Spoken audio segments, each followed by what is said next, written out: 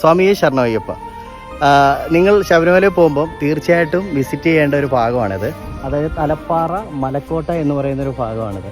ഇവിടെ ഇതൊരു ക്ഷേത്രമല്ല, ഇവിടെ ഒരു വിഗ്രഹ ആരാധനയുണ്ട്.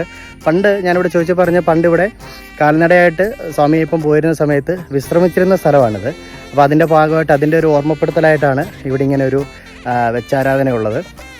ഇതിൻ്റെ ഏറ്റവും വലിയൊരു പ്രത്യേകത എന്ന് വെച്ച് കഴിഞ്ഞാൽ ഇതുണ്ടോ, ഇതിൻ്റെ ചുറ്റും നല്ല കിഡിയിലും കാടാണ്.